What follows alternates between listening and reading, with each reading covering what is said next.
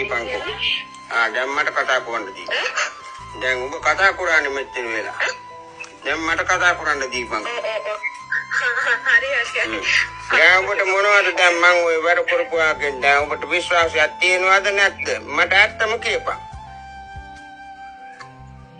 මට පුදු කියන්නේ වැඩන් කියන්නේ මට කියන්න වචන නෑ මාම. ඒ කියන්නේ මම අද වෙනකන් ඔය කිසිම දෙයක් ඔය සාත්‍ය සම්බන්ධයෙන් අපි වෙන හරි මම එහෙම ලොකු විශ්වාස කරපු මිනිහෙක් නෙමෙයි. මට ඒ කියන්නේ මට නිකන් වැඩක් නෑ කතා කරන්න. ඒ කියන්නේ පුදුම විශ්වාසය කියන්නේ මගේ මට වැඩි විශ්වාස වෙන කොටිම කියනවනම් මට මම ගැන විශ්වාස තියන් ඉන්නවනේ. එතකොට එච්චරකට වැඩිය මට මාම විශ්වාසයි. මට ඒක තේරෙන්නේ නෑ. මං ඊට පස්සේ මං කල්පනා කරා යකෝ මාර වැඩක් කියන්නේ පුදුම මිනිස්සෙක් නේ මාම.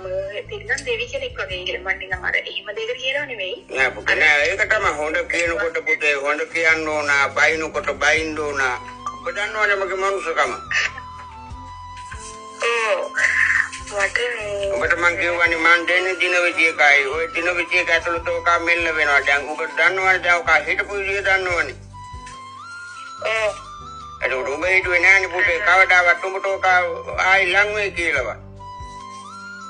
නෑ ජීවිතේරෝ හිතුවේ නෑ. මට දැන් කෝල් එක ආවම මේක මාවට නෝල් මට මැසේජ් නැත්නම් මට මැසේජ් කරන් තිබුණා. අර වොයිස් මැසේජ් එකක් හරියන ඒ වලට දැන් මේක මාම අහන් ඉඳලා මම මේක මාවත් එක්කම කියන්න ඕනේ. ඔබට වඩා පුතේ මං ඉතින් ඕම කියනකොට ඔබට වඩා ඉතින් පපුව පැලෙන්නවා පුතේ. උඹලාගේ දුකක් නේ මං ඔය නිමා කරලා සතුටක් ගෙනත් දෙන්නේ.